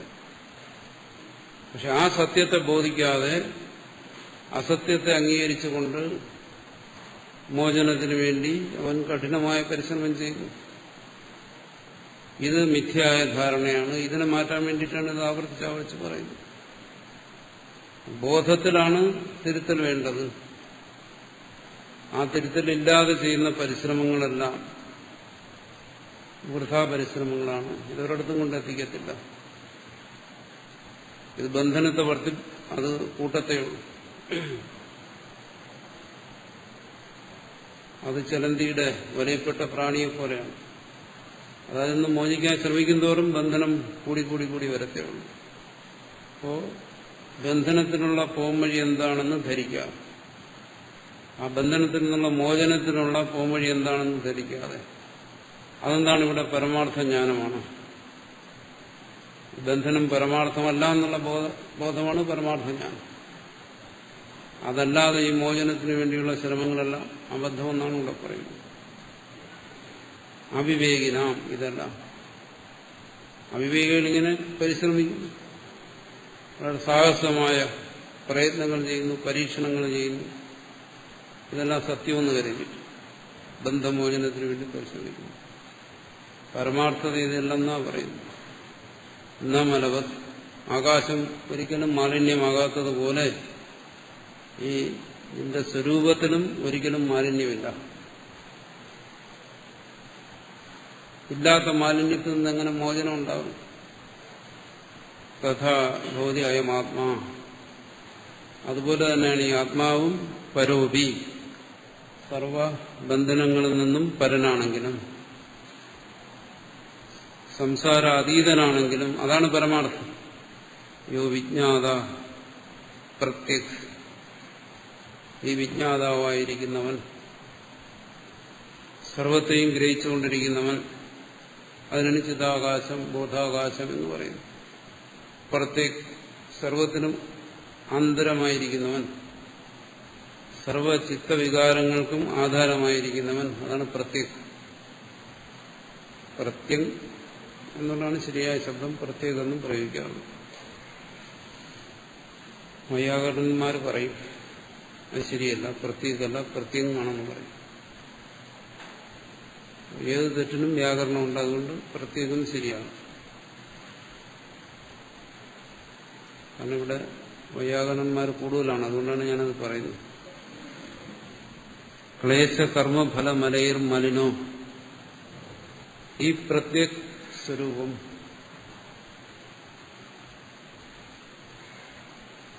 പ്രത്യക് സ്വരൂപം സർവ ആന്തരമായിരിക്കുന്ന ഈ സ്വരൂപം സർവവിജ്ഞാതാവായിരിക്കുന്ന നിന്റെ സ്വരൂപം എന്നാണ് പറയുന്നത്. ക്ലേശകർമ്മഫലമലൈർ മലിനോ അബുദ്ധാന, ക്ലേശങ്ങൾ കൊണ്ട്, കർമ്മം കൊണ്ട്, അതിന്റെ ഫലങ്ങൾ കൊണ്ട്, സർവമലങ്ങളെ കൊണ്ടും അത് മലിനമായിരിക്കുന്നു അബുദ്ധന്, പരമാർത്ഥത്തെ ബോധിക്കാത്തവന്. എന്നിട്ട് അവൻ അതിനെ നീക്കാൻ ശ്രമിക്കുന്നു, തന്നെ ശുദ്ധിയാക്കാൻ ശ്രമിക്കുന്നു. പരമശുദ്ധനായിരിക്കുന്നവൻ എന്ത് ചെയ്യുന്നു? തന്നെ ശുദ്ധിയാക്കാൻ ശ്രമിക്കുന്നു. തന്റെ കൽപ്പനകൾ കൊണ്ട് സൃഷ്ടിച്ച മാലിന്യങ്ങളിൽ നിന്നും തന്നെ ശുദ്ധിയാക്കാൻ ശ്രമിക്കുന്നു. ഇതൊക്കെയാണ് പരമാർത്ഥം, ഇതാണ് സത്യം. എന്തുകൊണ്ട്? പ്രത്യേകാത്മവിവേകരഹിതാനം, സ്വസ്വരൂപബോധമില്ലാത്തവന്. ഈ മാലിന്യമെല്ലാം തന്നിൽ താൻ ആരോപിച്ചതാണെന്നുള്ള വിവേകമില്ലാത്തവൻ. എന്തെല്ലാം തപസ് ചെയ്യുന്നു, എന്തെല്ലാം പരിശ്രമിക്കുന്നു, പറയുന്നെന്താണ്? വിവേകരഹിതന്മാർ, ബോധരഹിതന്മാർ. ബോധമില്ലാത്തവർ അതിനുവേണ്ടി പരിശ്രമിക്കുന്നു. ഇവിടെ ശ്രുതിയും ആചാര്യനും ആ ബോധത്തെ ഉണ്ടാക്കാൻ ശ്രമിക്കുകയാണ്.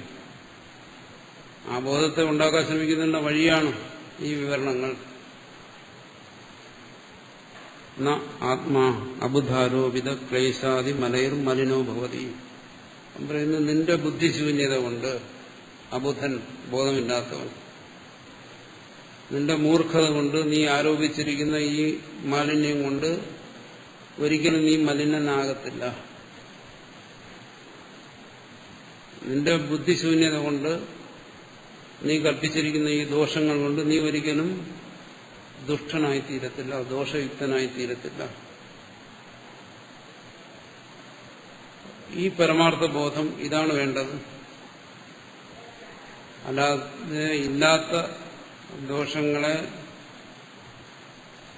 ഇല്ലാതാക്കാനുള്ള ബാഹ്യമായ പ്രയത്നങ്ങളല്ല.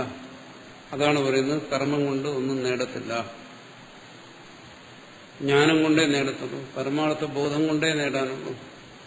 പരമാർത്ഥ ബോധം കൊണ്ട് എന്താ നേടുന്നത്? തന്റെ ഈ കൽപ്പനകളിൽ നിന്നുള്ള സ്വാതന്ത്ര്യം. ക്ലേശാദി മലയി മലിനോ ന ഭവതി എന്നുള്ള ആ ബോധം, ആ ഉൾക്കാഴ്ച, അത് മതി എന്നുള്ളതാണ് ഇവിടെ പറയുന്നത്. അതല്ലാതെ മറ്റൊന്നും ഇവിടെ ആവശ്യമില്ല. തന്നെക്കുറിച്ചുള്ള പരമാർത്ഥ ബോധം, അത് ഒരു ശ്രോതാവിന്റെ ഉള്ളിൽ പ്രകാശിപ്പിക്കുന്നതിന് വേണ്ടിയിട്ടാണ് ഈ ചർച്ചകളെല്ലാം. അത് പ്രകാശിച്ചാൽ അത് തന്നെയാണ് പരമാർത്ഥം. അതിനെ തന്നെ വേണമെങ്കിൽ നമുക്ക് മുക്തി എന്ന് പറയാം, അല്ലെങ്കിൽ ബന്ധമോക്ഷങ്ങൾക്ക് ഉപരിയായ സ്ഥിതി എന്നും പറയാം. യഥാ ഭവതി ബാലാനാം ഗഗനം മലിനം മലൈഃ തഥാ ഭവതി അബുദ്ധാനാം ആത്മാപി മലിനോ മലൈഃ.